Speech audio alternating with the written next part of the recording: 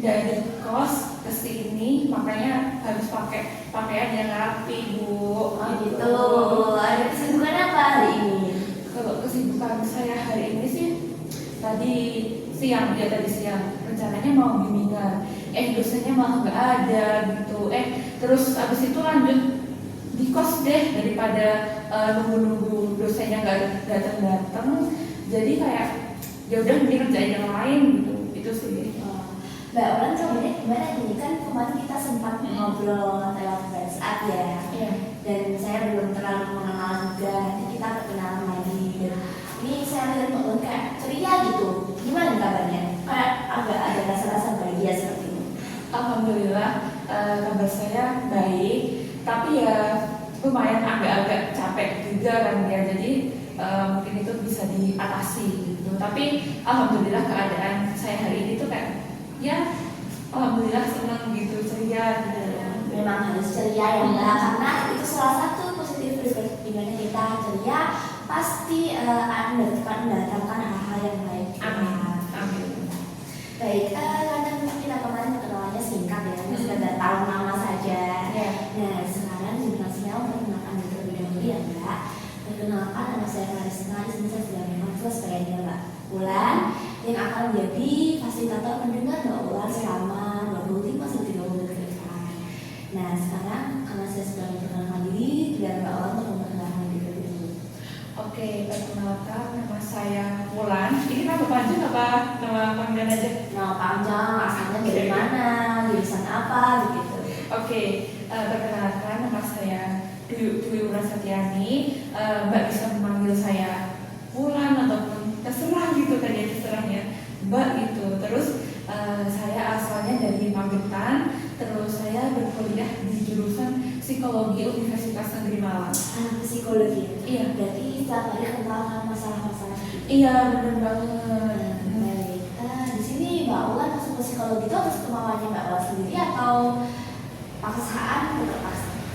Kalau masuk psikologinya sih itu atas kemauan saya sendiri ya Mbak, kayak pengen aja gitu masuk jurusan psikologi, kayaknya nih enak gitu. Ternyata pas sudah semester 5 ini kayaknya ya kayak gitulah, semua ada banyak tugasnya juga.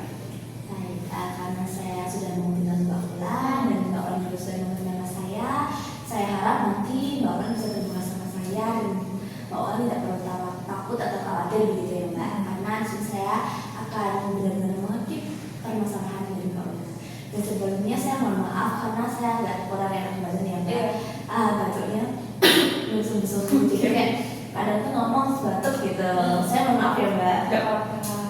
Apakah masih sudah kenyang? Udah ya kan Mbak? Sudah ya? Udah. Baik, karena Mbak Ulan tanya maksudnya, apakah kita bisa mengisi konseling? Bisa. Nah, sebelum itu, izinkan saya mengucapkan terlebih dahulu ya Mbak, nanti poin-poin penting yang akan Mbak Ulan bicarakan biar nanti bisa menjadi arsip saya gitu. Oke, Boleh kan? Diizinkan? Oke Mbak Ulan, karena mungkin Mbak Ulan hari ini datang konseling nih, saya jelaskan beberapa hal yang harus Mbak Ulan pahami. Di sini nanti kita akan melakukan konseling naratif, di mana nanti naratif ini Mbak Ulan bisa cerita permasalahan yang berulang dari masa lalu ke masa depan, dan fokusnya bukan hanya dari sekedar solusi, di mana naratif ini nanti bisa memperdayakan dirinya Mbak Ulan. Saya harap Mbak Ulan bisa berpikir positif karena setelah melalui masalah yang Mbak Ulan sedang hadapi.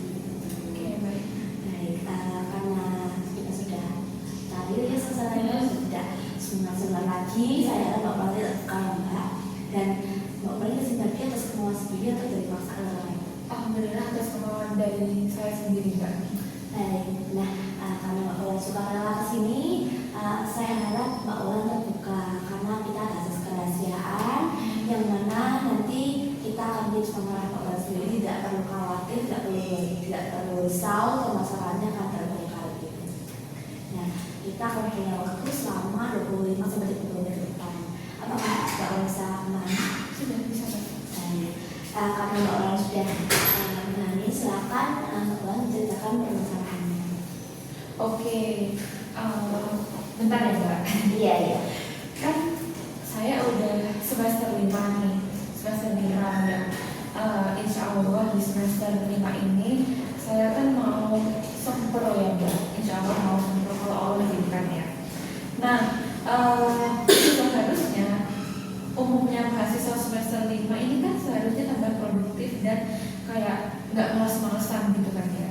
Tapi berbanding-balik dengan saya gitu. Kok kebetulan saya ini juga anak rantau gitu kan ya. Anak rantau yang di kos gitu. Kesehariannya juga kayak justru kayak udah beda sama di rumah gitu ya. Ada yang masakin, ada yang masakin. Sementara di kos ini tuh kayak apa-apa harus sendiri gitu, apa-apa harus nyuci sendiri, terus masak sendiri gitu. Itu kan sangat membutuhkan tenaga yang ekstra. Belum lagi mengerjakan tugasnya itu juga membutuhkan tenaga dan apa itu kayak pikiran yang tenang gitu kan ya Mbak. Nah itu yang membuat saya tuh kadang-kadang tuh burn out, jadi malas-malasan banget kalau kayak misal ya, kalau misal besok libur, saya kemungkinan kalau libur itu setengah harinya itu buat istirahat, setengahnya buat apa itu ngerjain tugas lagi, atau bahkan itu bisa istirahat full total apa itu satu harian itu. Nah pada saat bermalas-malasan itu saya tuh kadang-kadang juga merasa bersalah karena gak mengerjakan tugas gitu, takut ketinggalan sama teman-teman gitu kan ya. Kayak merasa overthinking sendiri kalau gak ngerjain tugas gitu, apalagi kalau keinget orang tua yang membiayain kita apa itu kayak kuliah ini kan juga gak murah gitu kan ya. Nah itu juga jadi beban pikiran saya juga gitu. Baik, sebelumnya saya dapat memahami perasaan Mbak Ulan ya Mbak. Mbak Ulan ini mungkin serasa takut mengerjakan orang tua, dan Mbak Ulan di sisi lain itu karena anak rantau, Mbak Ulan jika dari libur lebih banyak menghabiskan waktu liburnya untuk malas-malasan karena itu burn out gitu. Nah sebelum saya lanjutkan nih, saya sebenarnya izin bertanya ya Mbak, sebenarnya apa sih yang ingin benar-benar ingin Mbak Ulan capai dari physical seni kita pada hari ini? Yang ingin saya beneran capai itu saya bisa produktif kembali dan tidak bermalas-malasan kembali, itu yang paling inti. Baik, saya dapat menangkap dari ceritanya Mbak Ulan yang dari awal tadi. Emang dari awal Mbak Ulan ceritakan sebenarnya itu rasa malas ini yang mengganggu gitu. Iya, begitu Mbak. Iya. Nah, karena sekarang kita melakukan sesi konseling naratif, di mana ini tahap konseling yang memisahkan masalah dari diri Mbak Ulan, yang mana nanti Mbak Ulan bisa menceritakannya lebih dalam lagi, tapi tidak usah terlalu banyak begitu, pada intinya saja, dan mungkin nanti kita akan menggalinya sama-sama berdua Mbak. Nah, karena Mbak Ulan sudah menceritakan sedikit permasalahan tadi, saya bisa menangkap bahwa permasalahan malas ini yang menjadi paling dominan dalam permasalahan Mbak Ulan. Nah, seandainya rasa malas ini kita beri nama Mbak Ulan, Mbak Ulan mau kasih nama siapa? Siapa ya? Si Johanan ada deh. Si Johan. Si Johan ya. Baik, si Johan. Mungkin kalau namanya bisa kita ganti lebih spesifik kayak si N atau si Mala atau siapa nih? Siapa ya? Lebih spesifik lagi gitu. Si M. Kayak Mira aja deh. Mira. Baik, kita beri rasa malas ini dengan nama Mira. Nah, sebenarnya Mbak Ulan mulai merasakan si Mira ini datang tuh ketika waktu Mbak Ulan sedang apa? Si Mira ini datang itu ketika saya ada di situasi kayak udah capek banget. Kayak saya tuh kayak udah nggak ada, kayak misal sehari 2 matkul, belum itu organisasi, belum itu buat apa. Nah itu pasti di situasi itu si Mira itu pasti datang. Saya sudah memprediksi sendiri ya, bahkan kalau kuliah ini nggak sebanyak pas SMA, tapi capeknya kerasa banget dan belum itu melakukan kegiatan datang lainnya, dan tiba-tiba si Mira itu datang, yang itu menyebabkan saya malas mengerjakan tugas, akhirnya ditunda sampai besok-besok gitu. Itu sih. Nah, sebenarnya itu pengaruh apa sih yang Mira bawa ke diri Mbak Ulan ini? Yang si Mira itu membawa pengaruh ke diri saya itu kayak perilaku saya itu kan. Iya. Oke. Perilaku saya itu kayak rebahan di kasur, terus mainan HP, nggak jelas sampai berjam-jam gitu ya, sampai berjam-jam itu sampai lupa waktu ya kadang-kadang, apalagi kalau haid gitu kan ya. Nah itu kadang-kadang tuh sampai scrolling HP sampai ketiduran juga gitu. Tapi ketidurannya juga ngerti waktu ya, nggak sampai maghrib gitu juga enggak gitu. Tapi kalau ketidurannya paling cuma sebentar gitu. Habis itu ya cuma lanjutin rebahan lagi. Jadi kayak itu sih yang membuat saya malu sama si Mira ini. Oke.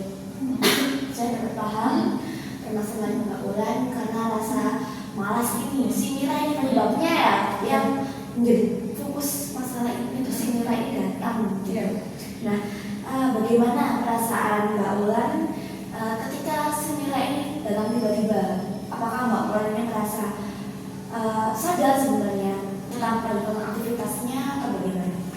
Oke, perasaan saya ketika si Mira ini datang ya, di satu sisi lain saya bagi dua POV ya Mbak. Ya. Di satu sisi lain saya itu sadar banget bahkan kalau saya bermalas-malasan kayak gini, nanti saya kalau ketinggalan sama teman-teman gimana? Apalagi kalau di semester ini tuh udah ngerjain bab 1, bab 2, bab 3 itu kan ya, kejar-kejaran gitu. Nah, di satu sisi lain saya ini kayak tubuh ini kayak pengen rebahan banget gitu loh. Jadi kayak rasa apa itu rasa capek ini masih ada gitu, belum hilang gitu. Mending rebahan aja deh kalau nurutin si capeknya ini gitu kan ya. Akhirnya si kesadaran saya buat ngerjain tugas lagi ngerjain tugas lagi tuh kayak ya udah kekubur lagi gitu. Jadi kayak ya lanjutin rebahan gitu. Baik.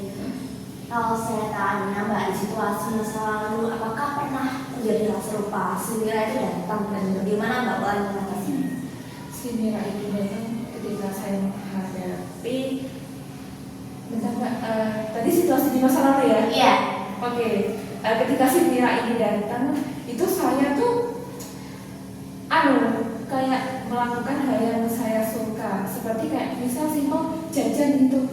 Jajan biasanya buat nugas gitu, dan akhirnya saya tuh nggak malas lagi. Jadi kayak sesimpel jajan aja deh gitu. Itu bisa mengurangi, bisa pada mengusir si Mira ini gitu. Jadi kayak dia lumayan efektif lah dengan jajan ini gitu. Saya bisa paham ya Mbak. Nah, apa sih efek si Mira ini dalam diri Mbak Ulan? Efek yang negatif ya Mbak? Iya. Oke, efek yang negatif itu membuat diri saya itu satu nggak produktif. Yang kedua, manajemen kayak waktu saya tuh yang saya punya tuh kayak terbuang sia-sia. Terus yang ketiga itu menyebabkan saya itu kayak gimana ya? Sering menyepelekan, bukan menyepelekan sih.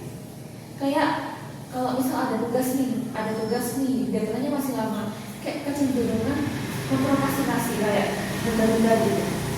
Itu sih yang paling dominan, yang paling sering. Nah, sebenarnya Mbak Ulan sudah tahu ya apa sih yang akan dijadikan dari Mira ini ke diri Mbak Ulan sendiri. Dan Mbak Ulan itu ya dirinya Mbak Ulan, si Mira itu ya si Mira. Kalau misal si Mira ini pergi, bagaimana perasaan Mbak Ulan? Kalau si Mira pergi ya? Iya, kalau misal Mbak Ulan bisa membuat si Mira ini pergi jauh-jauh pergi. Oke, kalau misal si Mira itu pergi jauh-jauh dari hidup saya, mungkin saya akan sebagian kemungkinan besar saya akan lebih produktif dan tidak malas-malasan lagi. Dan yang paling penting itu aktif mengerjakan tugas dan semangat mengerjakan tugasnya itu kalau si Mira itu jauh-jauh pergi di hidup saya gitu. Itu sih. Sebenarnya Mbak Ulan sudah memiliki gambaran ya ketika ketika Mbak Ulan tidak diliputi rasa malas, ketika si Mira tidak ada, Mbak Ulan bakal begini, Mbak Ulan bakal begitu. Tapi karena si Mira ini masih menggelegori dalam diri Mbak Ulan masih kayak kurang bisa mengusir jauh-jauh si Mira ini. Nah, kalau saya ibaratkan dari skala 1 sampai 10, berapa banyak sih si Mira ini mengambil hidup Mbak Ulan, dari mungkin 0 yang paling kecil dan 10 yang paling besar? Kalau sejauh ini ya 5. Bisa dijelaskan mengapa Mbak Ulan memilih angka 5 sih? Oke, alasan saya memilih angka 5 ini karena sebagian 5 itu kan setengah-setengah ya Mbak ya, setengah-setengah. Nah, dari 1 sampai 5-nya itu saya itu bisa produktif. Kalau sekalinya produktif itu bisa produktif banget gitu. Nah, kalau yang sebagiannya lagi udah, kalau si Mira itu nyerang lagi, kayak saya tuh kayak udah nggak bisa berbuat apa-apa. Mau berbuat apa-apa tuh kayak harus ngumpulin tenaga dulu, harus ngumpulin mood dulu, kayak apa-apa harus, kalau nungguin mood dulu kan itu nggak selesai kan ya Mbak, tugasnya kita gitu, apalagi tugasnya banyak gitu kan ya. Itu sih alasan saya. Nah, apakah ada sesuatu hal yang mungkin jika kita ibaratkan POV-nya si Mira ini seorang ya Mbak, apakah ada kata-kata si Mira ini yang dikatakan kepada dirinya Mbak Ulan kayak pengaruh mungkin? Apa? Ada? Kalau dari perasaan saya ya, si Mira itu kayak mempengaruhi saya tuh kayak, jangan kerjain ini deh, mending ngambil bahan gitu, mending ngambil bahan enak gitu, daripada kamu kerjain ini ujung-ujungnya ngantuk dan scroll HP lagi gitu. Itu sih yang paling sering banget ya.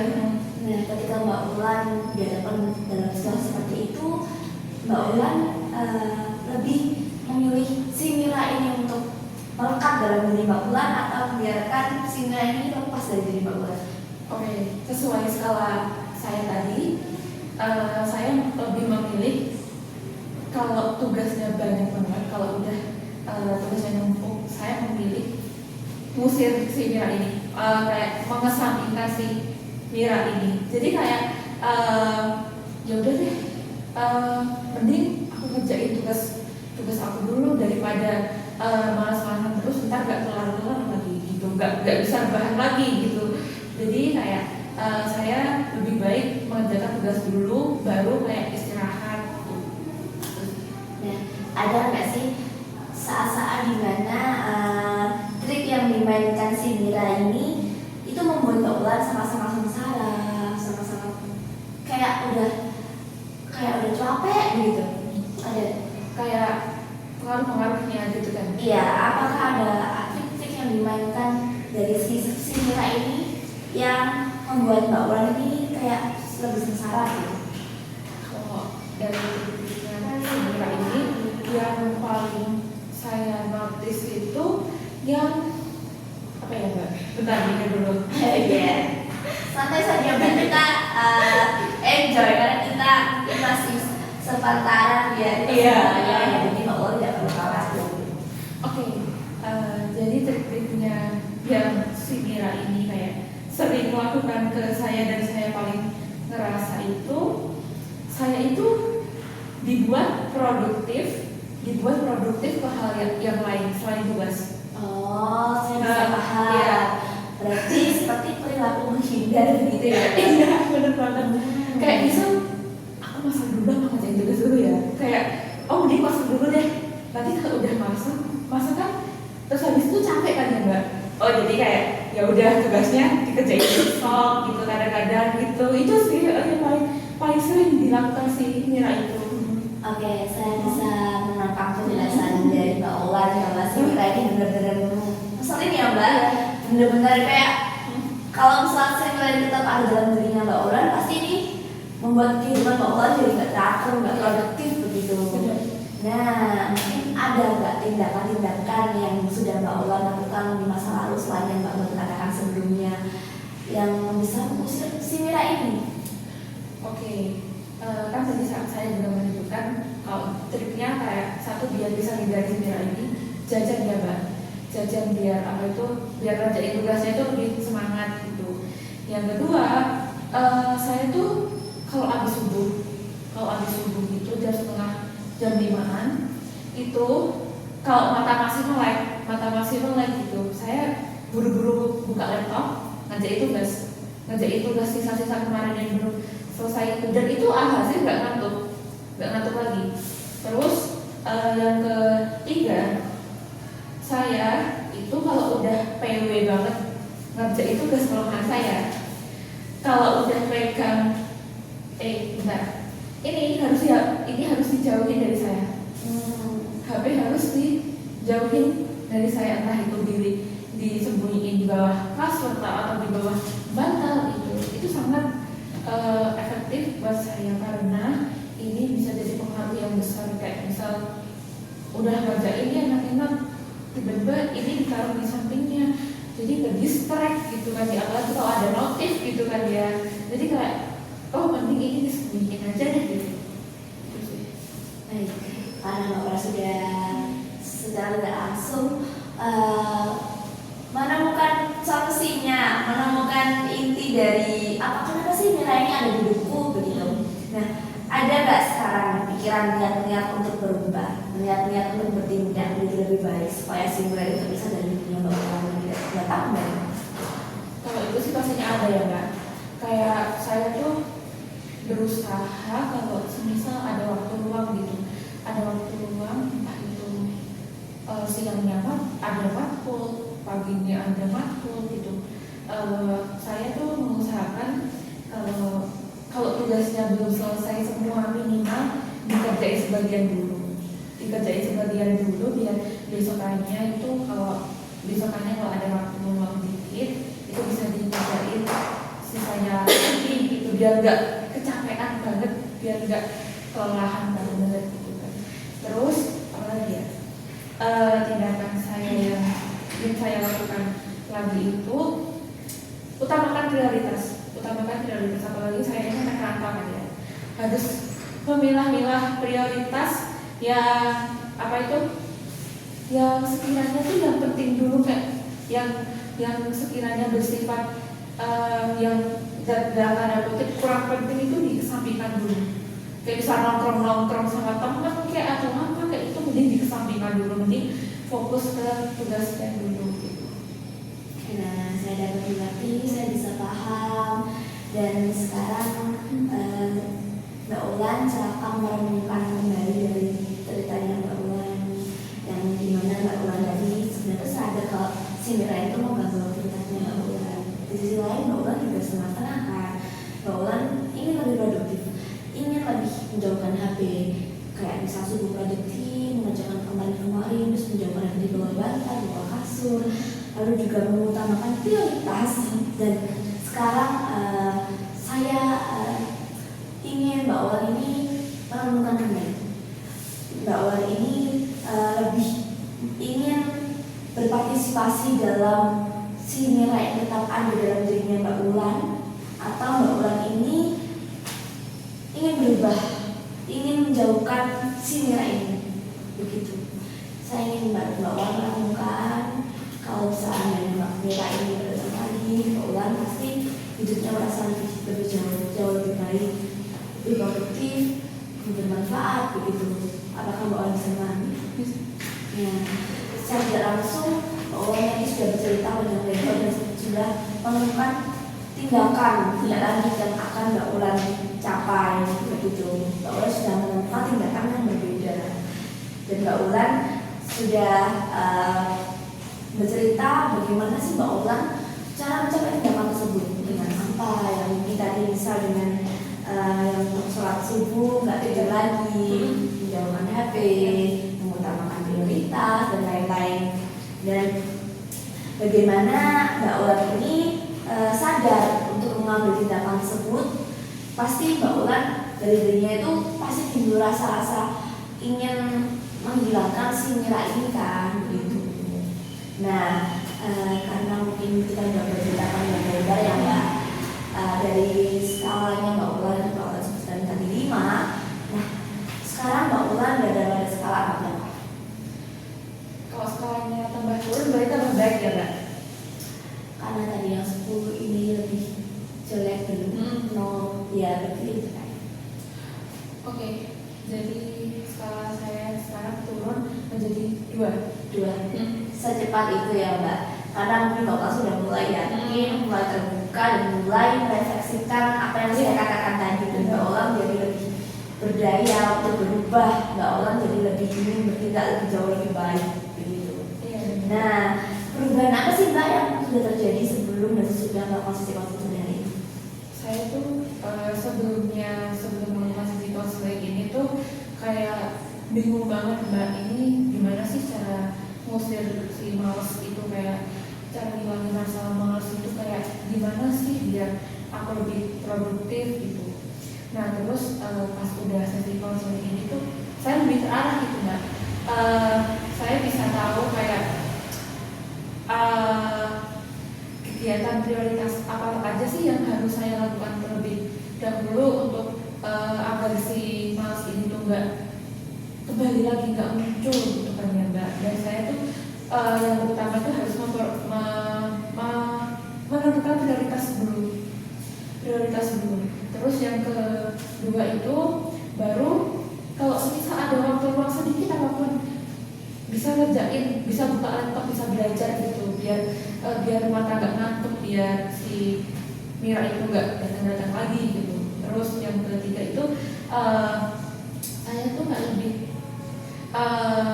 bisa memanajemen waktu dengan baik, bisa kayak kalau semisal ya sama kayak poin 1 sama 2 itu sih Mbak, kayak bisa memanajemen waktu dengan baik aja dan teratur, terutama waktu tidur ya itu sangat berpengaruh gitu. Nah, karena sudah bercerita pada mereka dari awal, mulai hari ini saya akan memberi penugasan kepada Mbak Ulan. Dan penugasan ini adalah bernama bintang dimana nanti apabila Mbak Ulan rasa nilai datang dan malah membuat Mbak Ulan kalah, skor Mbak Ulan akan turun. Apabila si nilai ini bisa pergi, Mbak Ulan jadi lebih produktif, Mbak Ulan jadi lebih tidak malas-malasan, skor di bintang ini bertambah. Dan ini bintang-bintang Mbak Ulan saja ingin tetap digerogoti rasa malas si Mira ini atau menghilangkan si Mira ini. Bisa dipahami dari penugasan saya Mbak? Bisa Mbak. Nah, mau tanya bentar, itu penugasannya setiap harinya, dikerjain setiap harinya apa gimana? Nah itu mungkin setiap waktu ya Mbak. Kalau Mbak Ulan lagi mau ganti uang gitu, nanti mungkin bisa diisi bintang balikan. Mungkin minggu depan bisa melakukan balasan aja. Kemudian itu tulis dari perusahaan Mbak Ulan dan sudah Mbak Ulan jalani sekarang. Nah karena mungkin waktunya sudah mulai mendekati masa akhir sesi konseling ya Mbak, sudah saya merangkum. Jadi sesi konseling kita pada hari ini, dimana Mbak Ulan ini sebelumnya mengalami rasa malas yang berkepanjangan. Dan karena kita lagi berkonseling relatif, saya memberi nama dan Mbak Ulan memberi nama dengan kita nama Mira. Dan sebenarnya secara langsung Mbak Ulan ini tahu kalau si Mira itu berpengaruh besar pada diri Mbak Ulan. Tapi kenapa sih Mbak Ulan tetap membiarkan si Mira ini mengizinkan tanpa pada dirinya Mbak Ulan? Dan itu kan itu nggak baik gitu. Dan Mbak Ulan juga sudah mulai terbuka dengan pemikiran Mbak Ulan bahwa ini menjauhkan si Mira jauh-jauh supaya tidak mengganggu aktivitasnya Mbak Ulan, karena itu sangat negatif ya Mbak jika diteruskan secara berkepanjangan. Tapi Mbak Ulan sudah mulai menemukan hal-hal tidak lanjut yang akan Mbak Ulan jalani dan akan Mbak Ulan capai, dimana Mbak Ulan lebih produktif, mengutamakan prioritas dan yang lainnya. Nah dari sesi masa kita pada hari ini bagaimana perasaan Mbak Ulan? Senang sih Mbak, karena lebih terarah aja, lebih mendingan daripada yang awal datang pertama kali tadi. Itu sih. Mungkin semangat untuk menjalani harinya ya Mbak, karena mungkin waktu sudah habis nih, dan mungkin Mbak Ulan habis ini mungkin ada pertanyaan lagi? Iya ada. Saya habis ini kalau ya nggak boleh apa itu kayak nggak boleh malas lagi ya. Mau ngerjain tugas sebentar gitu Mbak, buat apa itu latar belakang, bukan belakang buat kajian pustaka gitu. Oh berarti mulai menyusun skripsi ya Mbak sekarang. Oke, saya sampaikan semangat lagi ya Mbak. Baik, karena itu sudah selesai waktu sesi konseling kita. Saya sebagai konselor, apabila ada kesalahan atau mungkin perbuatan atau salah kata yang mungkin menyakiti Mbak Ulan atau kurang berkenan, saya mohon maaf ya Mbak. Dan mungkin kita bisa menjalankan ulang sesi selanjutnya di minggu depan. Oke. Bisa dipahami Mbak? Bisa Mbak. Baik Mbak, karena sudah selesai, sesi bisa kita akhiri sekarang dan nanti berjalan ya Mbak. Ya, makasih Mbak.